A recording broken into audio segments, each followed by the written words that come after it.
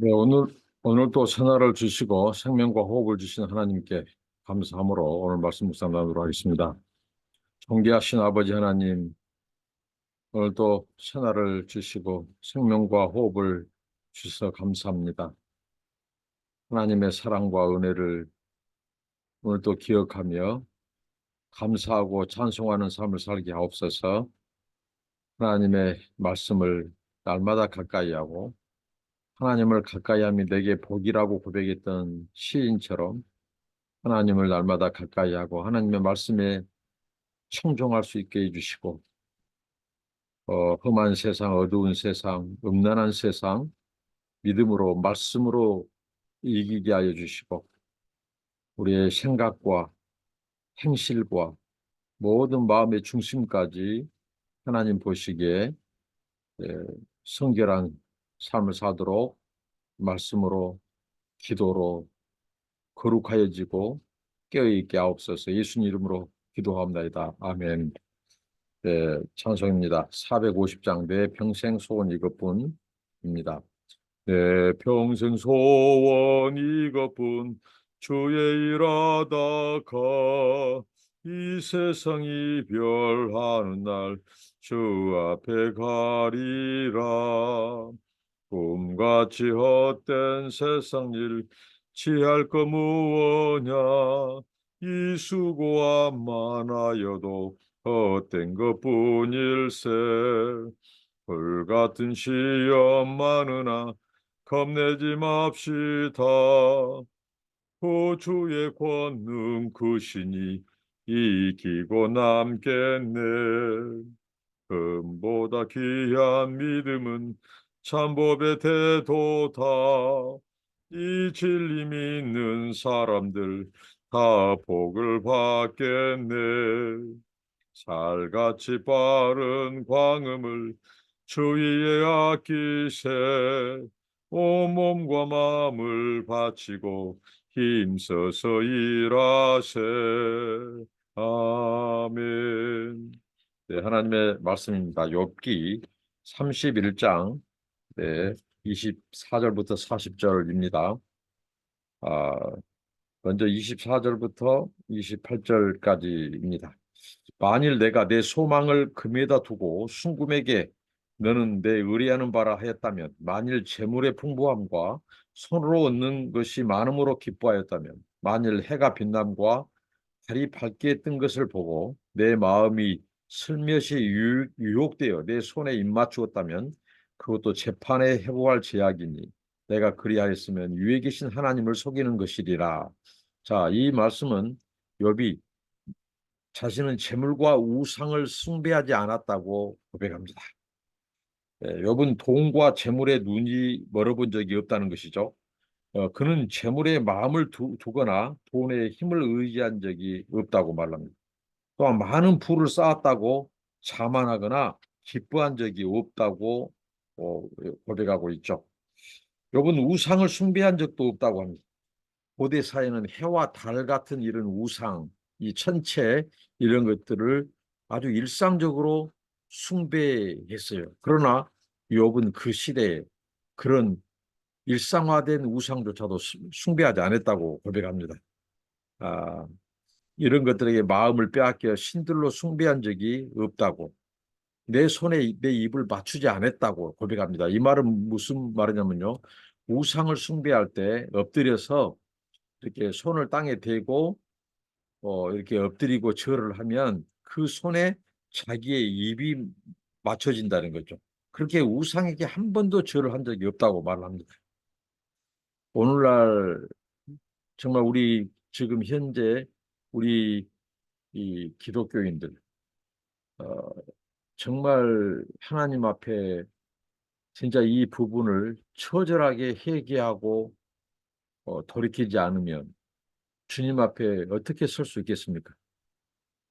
우리나라 지도자라고 하는 대통령이라고 하는 사람이 우상 숭배자예요. 그래서 하나님이 가장 싫어한 이 신접한 여인, 이 무속, 이런 점을 치고 무속을 숭배하고 구술하고 이 큰 북어 대가리를 놓고 북을 두드리고 손에 왕자를 쓰고 목에 있는 이 하얀 털을 이마입니까? 얼굴에 있는 털을 뽑지 않고 이게 다 이런 무속과 관련된 한 나라의 지도자가 하나님을 두려워하고 하나님께 기도하고 하지 않고 하나님을 의지하지 않고 무속의 힘을 의해 통치한 그런 후보를 후보 시절부터 알면서도 뽑아줬어요. 그리고 그런 통치 기반의 이 천공이라고 하는 자의 지령을 따라서 무속인 천공이라는 그런데 나라가 복을 받겠습니까? 정치, 경제, 사회, 문화, 국방, 민생, 복지, 교육, 안보 모든 것에서 심지어는 애교 우리나라가 추락하고 국격이 훼손되고 민주주의가 무너지고 있습니다. 그런 그 우상 숭배 거기에 대해서 우리 기독교인들이 침묵하고 그 후보를 대통령으로 뽑고 지금도 그를 지지하고 거기에 대해서 선지자적인 비판을 하는 이 특별히 이런 극우 진영의 목회자 한 명도 없어요. 정말 이것은 하나님 앞에 정말 설 수 없는 무서운 범죄입니다. 근데 욥은 고백이에요. 자기가 우상에게 그런 거짓된 신들에게 마음을 이런 무속이라든가 이런 구술을 한다거나 이런 게 마음을 빼앗긴 적이 없다는 거예요. 마음을 두지도 않았다는 거예요. 이런 경건한 사람이 욥입니다. 하나님 앞에 자기의 결백을 최후 이 판결을 앞에 두고 하나님 앞에 지금 자기 결백을 호소하는 거예요. 또한 욥은 우상 숭배도 재판에 해부해야 될 범죄라고 자기가 밝히고 있죠.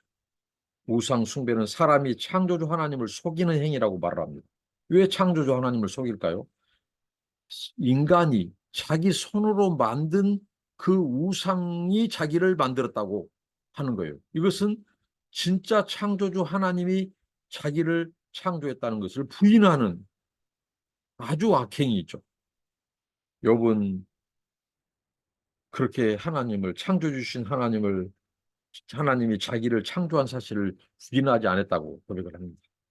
그러니까 욥의 이 신앙, 이 창조 신앙, 그 창조주 하나님만을 이 참 신으로 하나님으로 고백하는 이 우상에게 절하지도 입맞추지도 않았던 거기에 동조하거나 옹호하거나 그 시대의 풍습을 따르지도 않았던 이 욥. 오늘 우리 시대 특히 우리 한국 극우 개신교들 이런 이념에 극우 이념에 붙잡힌 자들이 처절하게 회개하고 끊어야 될 이 죄가 바로 이 무속인을 무속 후보를 사이비 신천지 후보를 지지하고 옹호하고 뽑아주고 어? 그의 모든 이런 무속적인 것들은 이, 이 선지자적인 비판을 하지 않고 무조건 옹호하는 이건 중대한 범죄입니다. 이 욥의 이 고백에도 비추어서 말입니다. 그리고 31장 29절로 34절에 또 이 욥은 자신의 결백을 이렇게 주장합니다. 내가 언제 나를 미워하는 자의 멸망을 기뻐하고 그가 재난을 당함으로 즐거워하였던가. 실상은 나는 그가 죽기를 구하는 발로 그의 생명을 저주하여 내 입이 범죄하게 하지 아니하였노라. 내 장막 사람들은 주인의 고기에 배부르지 않은 자가 어디 있느냐 하지 아니하였는가. 실상은 나그네가 거리에서 자지 아니하도록 나는 행인에게 내 문을 열어주었노라. 내가 언제 다른 사람처럼 내 악행을 숨긴 일이 있거나 나의 죄악을 나의 몸에 감추었으며 내가 언제 큰 무리와 여러 종족의 수모가 두려워서 대문 밖으로 나가지 못하고 잠잠하였던가. 예, 욥은 자신이 비열하거나 야박하지 않았다고 고백을 합니다. 예, 욥은 자기가 미워한 사람들이라 할지라도 그들이 망하기를 바라거나 공경에 처하는 것을 기뻐하지 않았다는 거예요. 예를 들면 주변의 악인들, 원수들이 화를 당할 때, 어려움이 당할 때 그걸 기뻐하지 않았다고 하는 거예요. 자기에게 힘들어한 사람이 어려운 일을 당하면 함께 아파했던 원수들이 잘못되기를 바라는 그런 기도조차도 하지 않았다고 30절에 고백하고 있습니다. 욥은 더 나아가 원수들까지도 사랑했고 남의 아픔을 기뻐하지 않았어요. 이게 바로 하나님의 마음, 또 그리스도의 성품이죠. 우는 자와 함께 울고 아파하는 자와 함께 아파하는 것. 심지어 자신을 힘들게 한 원수일지라도 그 가정에 환란이 있으면 그걸 기뻐하지 않는 거예요. 잘 됐다고 그렇게 하지 않는다는 거예요. 그리고 욥은 자기 식구들뿐만이 아니라 일꾼들과 종들을 포함한 모든 집안 사람들을 배부르게 먹였다는 것입니다. 그러니까 인색하지 않았다는 거예요. 하나님 주신 그 복을 나눴다는 거예요. 먹을 것을 나눴다는 것이죠. 그리고 기쁜 마음으로 지나가는 그 객들, 그 나그네들, 그들의 잠자리를 제공했다고 이렇게 욥은 고백합니다. 이방인들. 저도 학생 시절에 예수님 믿고 학생 시절 또 부교육자 시절에 이 말씀을 늘 기억하면서 이 나그네들, 애국의 노동자들, 그분들을 예면하지 않으려고 그렇게 정말 했던 적이 있습니다. 그 외국의 노동자들 겨울에 이 오리털 파카도 사주고 먹을 것을 주고 꽤 이 주님의 말씀 우리 나그네들을 선대하라고 하는 그 아버지 하나님의 그 사랑 그 긍휼을 실천하고 순종하고자 함이었죠. 욥이 그 고백을 합니다. 기쁜 마음으로 지나가는 객들에게 잠자리를 지어버렸다. 예, 사회의 가장 낮은 자에게도 잠자리를 내주었다는 그 욥의 고백이 너무 아름답습니다. 욥은 또한 자신이 저지른 악을 숨기려 하지도 않았습니다. 누구에게 잘못하면 사죄하고 적절한 보상도 해 주었다는 거예요. 누구의 원한을 살 만한 일을 하지 않았고 유선적인 행동도 하지 않았다고 고백합니다. 참 경건한 그리스도인, 의로운 그리스도인, 정말 완전하고 순전하고 하나님이 이 정도면 욥을 자랑하고 싶지 않습니까? 욥처럼 정직하고 순전하고 악에서 떠나고 하나님을 경외한 자가 어디 있냐 말이에요. 욥의 최후 진술, 이 마지막 고백 속에서 우리는 더 확연하게 알 수 있어요. 욥이 어떤 사람이었는가, 어떤 신앙인이었는가. 그러므로 모든 면에서 그는 떳떳하고 당당했어요. 욥이 사람들을 피하려는 대인 기피증 같은 것이 없었어요. 자기가 떳떳하지 못하면 사람들 앞에 서는 거 두렵죠. 그래서 우리는 대인 기피증이라고 하는데 욥은 오히려 당당했어요. 하나님 앞에 하나님이 오히려 공의와 정의로 자신을 하나님이 오히려 재판해 주시기를 하나님이 판결해서 자기의 이 불이 그이 자기의 억울함을 풀어 주시기를 재판해 주시기를 원한 이 정도의 그 삶이었다는 것입니다. 그리고 35절부터 37절에 그는 결론적으로 나는 하나님 앞에 당당하게 설 수 있다고 고백하는데 자 읽습니다. 누구든지 나의 변명을 들어다오. 나의 서명이 여기 있으니 전능자가 내게 대답하시기를 바라노라. 나를 고발한 자가 있다면 그에게 고소장을 쓰게 하라.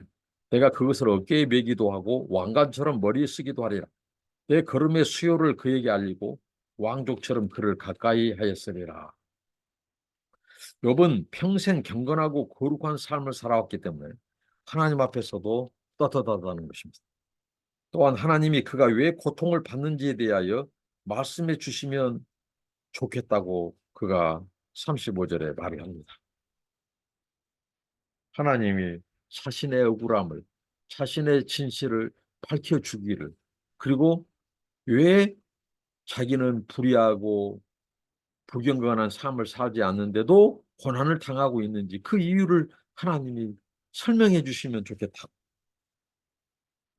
말씀해 주시면 좋겠다. 그러니까 이 세상에 욥의 고백에 의하면 정의와 공의 이런 것으로도 이 풀 수 없는 하나님의 보이지 않는 섭리 이런 부분을 욥이 인정하고 있다고 하는 거예요. 그러니까 쉽게 보여지는 것으로 율법으로 사람을 판단하거나 정죄해서는 안 된다는 거예요. 이렇게 욥처럼 애매한 고난을 당한 자도 있어요. 의롭고 경건한 삶을 살아도 그것은 하나님만이 아시죠. 하나님이 그를 향한 계획을 아시고 그의 걸음을 아시고 그가 고백한 것처럼 그를 통해서 하나님이 나타내실 하나님의 비밀한 것이 있다는 것이죠. 그래서 욥이 지나온 삶에 대하여 문제를 제기할 사람이 있다면 고소장을 써도 좋다는 거예요. 욥에 대하여. 그리고 누가 고소장을 쓴다면 욥은 그 고소장을 오히려 어깨에 메고 왕관처럼 머리에 쓰기도 하겠다는 거죠. 자기는 고소장의 내용을 숨기지도 않을 것이다. 오히려 고소장이 정당한지를 세상 사람들에게 판단해 보라. 오히려 자신의 정당함을 더 드러낼 수 있는 계기가 된다는 거죠. 그러니까 욥은 그렇게 받아들인다는 거죠. 고소장을 어깨에 메고 왕관처럼 머리에 쓰겠다. 자기가 죄로 인해 벌을 받고 있다는 것을 자기는 그런 죄가 있다면 숨기지 않겠다는 거예요. 그만큼 욥이 이 벌을 받을 만한 잘못이 없다는 그 사실이 오히려 더 드러나게 될 것이니까 오히려 누가 제발 고소장을 써도 자기는 뭐라고 하지 않겠다는 거예요. 만일 욥에 대하여 고소장을 쓸 수 있는 사람이 있다면 욥은 그를 미워하지 않고 오히려 그에게 가까이 가고 그 고발자에게 오히려 자기 형편을 알리고 진실을 알릴 것이라고 말합니다. 그리고 고발자의 주장이 과연 타당한지 한번 판가름해 보자는 거예요. 만약에 고발자의 주장이 옳다면 욥은 그를 왕족처럼 대하고 그를 미워하지도 않고 존귀하게 대할 것이다. 이 말은 곧 욥이 하나님 앞에서 자신이 떳떳함을 강조하는 거예요. 떳떳하면 당당합니다. 그러나 당당하지 못한 것은 그만큼 캥기는 것이기 때문에 욥은 하나님과 사람 앞에 그의 삶에 있어서 당당하고 그러니까 지금 현실적으로 당하는 고난이 이해가 안 된 거예요. 억울한 거예요. 그 친구들은 그를 알지도 못하고 진실은 듣지 않고 정죄만 하고 죄인으로 몰아가니 얼마나 억울하겠어. 그래서 그는 끝까지 지금 하나님 앞에 그의 진실을 알아달라고 억울함을 하나님께서 말씀해달라고 이렇게 그가 호소하고 있는 것입니다. 그러면서 마지막 38절로 40절까지 그는 땅을 빼앗거나 소작인들을 착취한 적이 없다고 자기의 결백을 일곱 번째 자기의 결백을 주장합니다. 자, 말씀입니다. 만일 내 밭이 나를 향하여 부르짖고 밭 이랑이 함께 울었다면 만일 내가 값을 내지 않고 그 소초를 먹고 그 소유주가 생명을 잃게 하였다면 밀 대신에 가시나무가 나고 보리 대신에 독보리가 나는 것이 마땅하니라 하고 욥의 말이 그치니라. 자, 욥은 자신이 남의 밭을 착취하거나 누구에게 곡식을 착취한 적이 없다고 오늘 자기의 결백함을 마무리합니다. 만일 그가 누구인가 또 갑질을 한 적이 있다면 자기 밭에서 밀 대신 가시나무가 나고 보리 대신 독보리가 난다 할지라도 그 누구도 탓하지 않겠다고 합니다. 예, 그러니까 그러한 이 밭에 그런 독보리가 나고 가시나무가 난다고 한다면 그것이 바로 하나님의 그에 대한 심판으로 받아들이겠다고 하는 거예요. 그런데 그런 일이 없다고 하는 거예요. 욥이 그만큼 자신의 결백을 얘기하고 있습니다. 욥은 그 누구에게도 해를 끼친 적이 없는데 그의 삶에서 밀 대신에 밭에서 가시나무가 나고 보리 대신에 독보리가 났다고 한다는 거죠. 그러니까 자기는 지금 어떻게 보면 억울한 일이죠. 그런 일을 행하지 않는데 자신이 고난을 당하고 재앙을 받고 있어요. 그러니까 그렇게 자기가 표현을 해요. 누구에게 해를 끼친 적이 없는데 그의 삶의 삶에서 이렇게 밀 대신 가시나무가 나서 자라고 보리 대신에 독보리가 났다. 그래서 그가 마지막으로 의로우신 재판관이신 하나님께 그의 형편을 헤아려 주시기를 바라고 피고의 최후 증언을 마쳤습니다. 그러니까 하나님이 다스리는 이 공의와 정의로 다스리는 이 세상에서 그 주님의 공의와 정의가 다 설명해 주지 못한 영역과 이해가 있다고 하는 거예요. 그것이 바로 뭐겠어요? 하나님의 은혜의 공간이고 은혜의 영역이고 하나님의 주권과 섭리의 영역이라는 거예요. 그런데 욥의 세 친구들은 그 하나님의 주권과 섭리의 영역, 하나님의 예외적인 영역, 은혜로운 하나님의 그 활동 영역을 깡그리 무시하고 오직 권선징악 인과응보로 모든 것을 하나님의 통치 원리, 이 세상의 지배 원리를 해석하려고 했으니 얼마나 가당치 않습니까? 그러니까 그 경건하고 의롭게 살려고 하면서도 고난당하는 욥의 고난을 알지 못하고 무조건 죄인으로 악인으로 몰고 정죄했다는 거예요. 그러니까 하나님의 그 법정의 최후 판결을 앞에 두고 욥은 세상 사람들, 친구들, 심지어는 가족들, 지인들, 주변 사람들 모두 다 인과응보의 원리, 권선징악의 원리로 하나님의 통치 원리를 왜곡시키면서 욥을 정죄했습니다. 그의 그 억울함, 그의 그 슬픔, 고통, 애로움, 그것을 그는 하나님께 가지고 나갔어. 하나님 앞에 그의 진실을 말하고 호소합니다. 하나님이 헤아려 달라. 자기의 진실함과 억울함을 풀어달라고. 그리고 왜 저에게 이 고난을 허락했는지, 이런 고난이 왜 저에게 왔는지, 이제 하나님의 때에 그것을 하나님께서 밝혀달라고, 이유를 설명해달라고 호소하는 이 욥, 욥의 전체적인 삶. 왜 하나님이 그 욥을 자랑하고 싶었는지, 그 고소자, 기소자, 그 사탄에게 당당하게 하나님이 자랑하고 싶었어요. 그 욥처럼 정직하고 순전한 자, 하나님을 경외하여 악에서 떠난 자가 있느냐, 이 온전한 자가 있느냐 말이죠. 욥의 그 고백 속에서 정말 왜 하나님이 욥을 자랑스러워했고 욥을 하나님께서 기뻐하셨는지, 그 네 가지 온전함을 하나님이 드러내고 싶었는지 알게 되었습니다.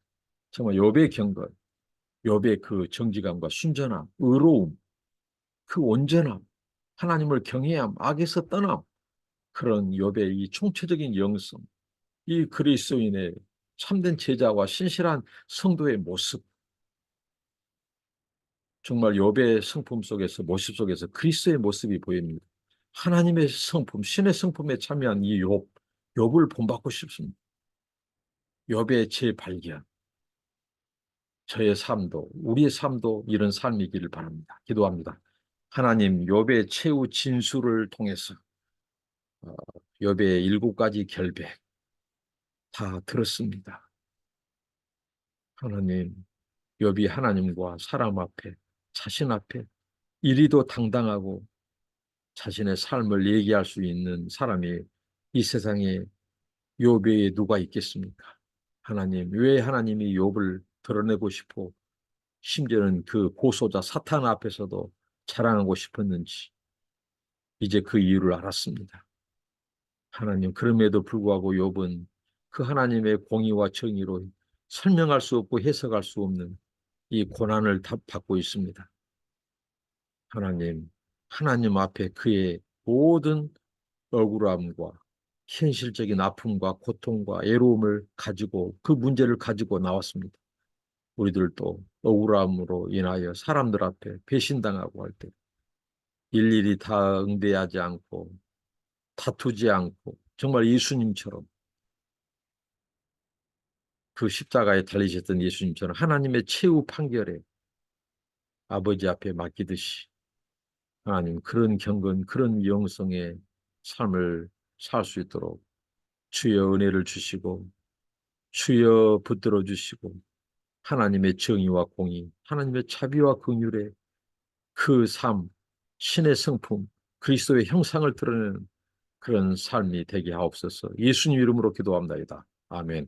감사합니다. 축복합니다.